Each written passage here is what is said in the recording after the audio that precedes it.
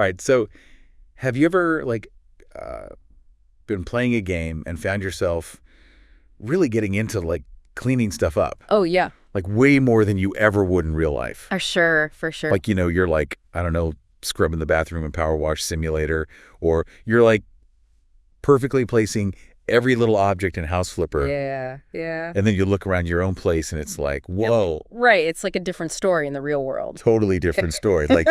It's funny, right? It's like this paradox of, pixelated polish. Exactly. Where, we're going to dive deep today into why that is. That's a great way to put it. We've got a whole bunch of articles and insights and, kind of personal anecdotes even. Yeah, a lot of good stuff to dig into. To figure out what is it about these games? Yeah. These cleaning games that make it so fun. Right. When real life cleaning is, Let's be honest, a chore. Yeah, exactly. A chore. For most people. What's the psychology behind that? What's the game design? Yeah. All those elements. Yeah.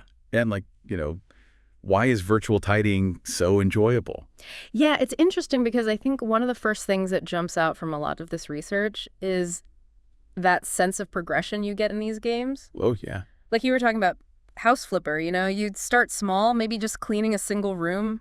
Right. You got to prove yourself. Yeah, exactly. You're Yeah. all right, I can handle this toilet. Yeah, exactly. And then gradually it's boom, you unlock bigger projects, whole houses, multiple properties. Yeah. You get that in-game money and you're like, oh, I can buy a better vacuum cleaner. Right, exactly. Yeah. Your tools get better. You can afford more ambitious renovations. And some games even have those skill trees. Oh, yeah, I love those. Where you're leveling up your virtual cleaning skills. Yeah, you're I'm a master power washer now. Exactly. It's a very, I'm progressing. Yeah.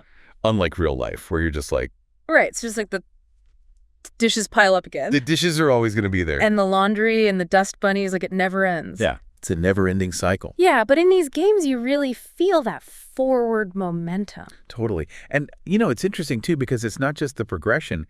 It's also the fact that there are, very clear objectives and rewards. Absolutely. Several of the articles you sent really highlighted that as being key to the enjoyment. You open up your email at House Flipper, and you've got, a list of jobs. Yeah, it's like your virtual to-do list. Exactly. And you know what needs to be done.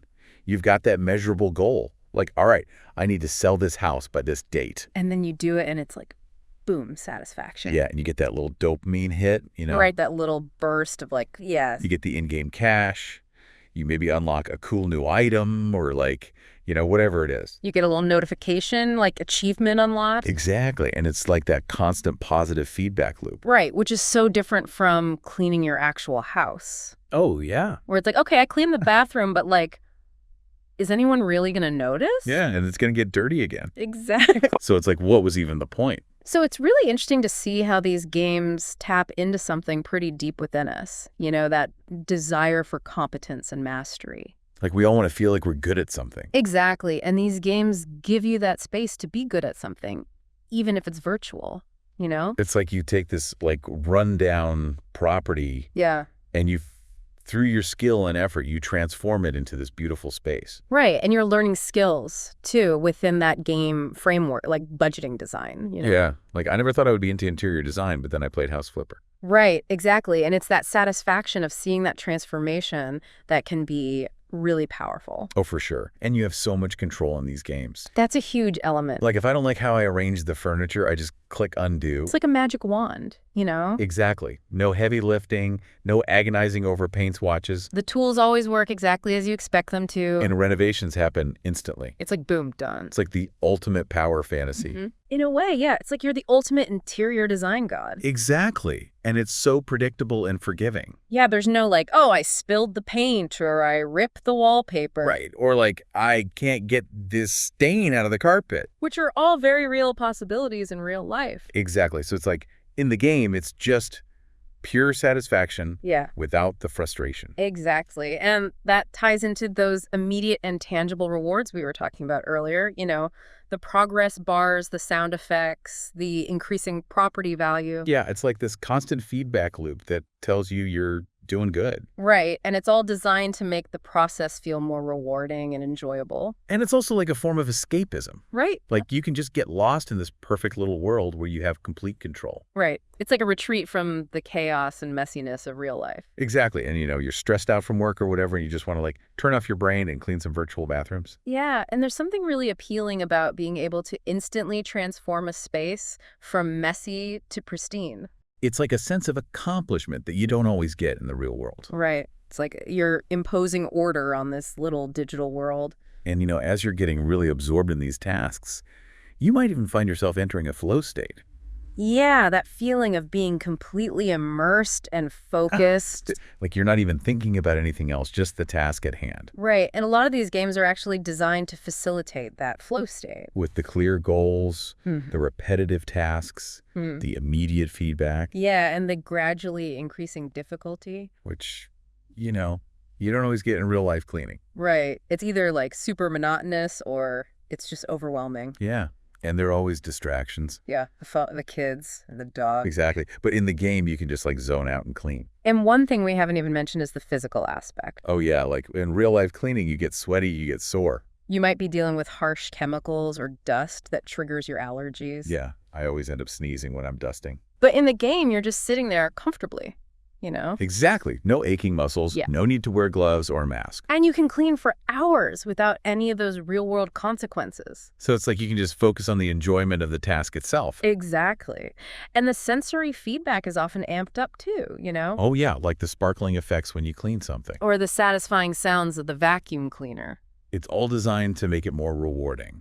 And that's where good game design comes in. Right, like they've really thought about how to make these games as engaging as possible. They understand the core gameplay loop, Which is like you identify the mess, you select your tool, you clean it up, and then you get rewarded. Exactly. And they have these progression systems to keep things fresh and prevent monotony. Yeah. And sometimes they even add a little bit of narrative to give you a reason to clean. Right. Like you're not just cleaning, you're helping this family move into their dream home, or you're restoring this historic landmark. And then there's that psychological thing, the Zeigarnik effect. Oh, yeah. The whole idea that we tend to remember incomplete tasks. Like when you see a partially cleaned room in a game. Or a progress bar that isn't full. It just makes you want to finish it. You're like, I got to get that 100% completion. Exactly. And then when you do, it's like this huge sense of satisfaction. So when you really break it down, virtual cleaning hits so many of our psychological sweet spots. Totally. It's structured. It's rewarding.